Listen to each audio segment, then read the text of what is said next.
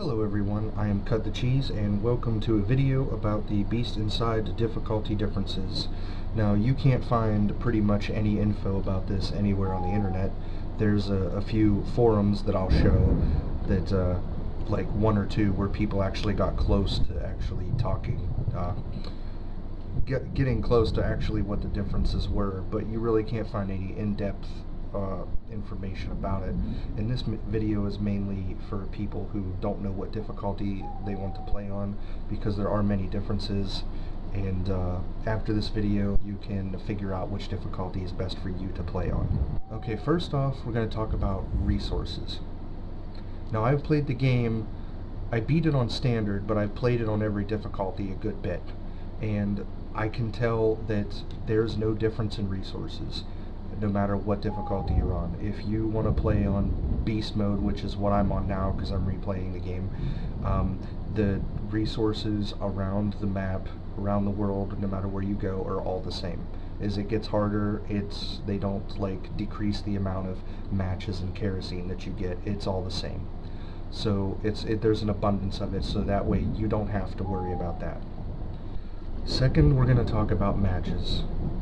Now, matches mainly are to light up the environment. You go around, light up candles and stuff. You can either choose to light up candles, or you can strike a match like this and you can hold it in your hand, but depending on the difficulty, depends on the timer and how fast the match goes down. I'm on beast mode difficulty right now, so the timing on the match only lasts 10 seconds. Now, the timer, when you strike a match and hold it in your hand, when you're on adventure mode, it's 20 seconds. When you're on standard, it's 15 seconds. And when you're on beast mode, it's 10 seconds. Now, I did find something out a little neat. If you're playing on beast mode, striking a match and walking around the environment is pretty much dumb. It's just a waste of a match. It's going to go out in 10 seconds. So what you can do is, I have a video clip here, you can actually light a match, which I just did. I'm doing on beast mode, walking around, and you can light multiple candles with the same match. If you want to go around and light candles around the environment but not waste your matches, light a match real quick. Like, go around the room, look where the candles are, light a match, and then you can quickly light all of those candles with that one match, so you don't have to go and waste them. That's actually pretty cool.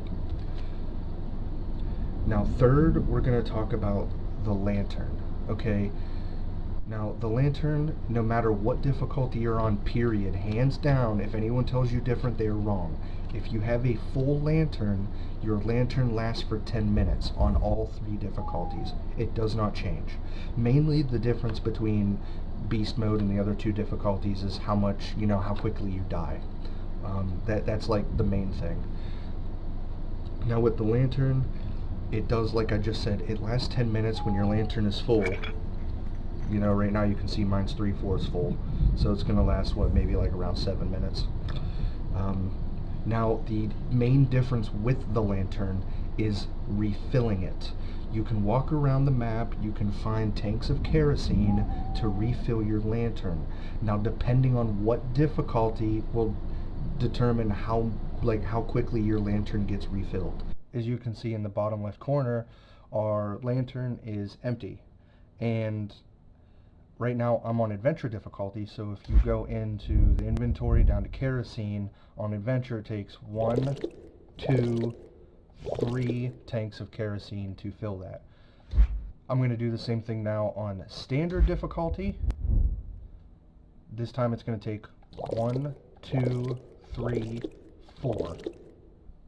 Alright, and lastly guys, we are on beast mode, and this time it is going to take a lot more. Go in, grab your kerosene tanks, and it's going to take 1, 2, 3, 4, 5, 6. Alright, number 4 is a short one. I'm going to talk about damage you do to enemies. There's only one moment in the game where you get to defend yourself and even do that, and it doesn't matter, regardless what difficulty you're on. It's either 2 body shots or 1 headshot. There's no differences whatsoever, so let's just move on to number 5. Before we move on to number 5, real quick, in case anyone noticed, my new microphone came in the mail halfway through editing this video. So I've been re-recording and using it a little bit for this, so if my voice seems a little different in different areas, that's why. Because I already recorded most of it and I don't want to redo it again, because it took a little bit. And number 5 is the damage that is done to you by enemies. It's self-explanatory. The higher the difficulty, the harder it is. The less you can get hit, the more damage they do. That's it. And that's basically, other than puzzles, that's the biggest difference between standard and beast mode. Now, if you want to play on adventure, you can get hit a lot. You can run around and goof off all you want. You regenerate health, so it doesn't matter what difficulty you play on. As long as you don't get hit too many times in one consecutive session, you'll live to tell the tale. So let's move on. Alright, number 6, speed of enemies. Now here, the speed of enemies is a little bit weird. When you're playing on adventure, they're massively slower than you. Excuse me. You can actually move faster than most of them while walking. You don't even have to run. Now if you're playing on standard or beast mode, now I'm going to say this, and I'm going to say it very clearly, if you're playing on standard or beast mode, the enemies run at the same speed. Beast mode, they do not run faster than if you're on standard. Standard and beast are the same. The only difference is adventure. So on standard, they're still slower than you as long as you're running. On adventure, you can walk and you're still faster than most of them. Now I do want to say one thing, there is one enemy in the game that you do have to run from, that if you're on standard or beast mode, they're going to catch up to you even if you're running. You can't make a mistake during that part of the game. They will catch up to you. If you're on standard, you're good because you can take a couple hits, but if you're on beast mode, you need to make every decision almost kind of perfectly. You know, you gotta make really good decisions during that part, or they will catch up to you. Number 7, this is one that I saw while reading a forum online, that somebody made a comment that the lockpick would break. That is not a thing. Once you get a lockpick, you have that till the end of the game. It doesn't break. Okay, now what is different with lockpicking is when you're lockpicking on like the different difficulties is basically the timing. When you're on adventure, you have more time, like when you knock the tumbler up in the air and you have to press the button to select, or the select button to, you know, try to get it to stay in the open position. You have more time. They're slower and you have more time on adventure, and then as you move up in difficulties, those go faster. So like the higher the difficulty, the quicker you have to be with lockpicking.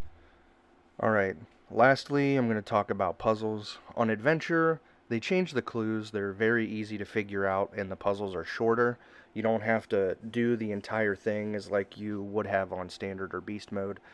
Now, between standard and beast mode, the puzzle difficulty is the same. The only difference is the length. The clues are the same between the two, standard and beast mode, but when you're playing on beast mode, you have to do all variations of the puzzle. There's like multiple steps, and they include them all in there. On standard, there's a few puzzles that you'll do where after you don't have to complete all the steps, and the puzzle will complete early, and then you'll move on. Other than that, that's all I have. If anyone has any questions, just drop them down in the comment section. I don't really give a crap about a thumbs up or a subscribe. I'm not here for fame and money, so you can do whatever you like. Just let me know if you want me to do anything else, and thank you very much, guys. I'll see you in the next video. Peace.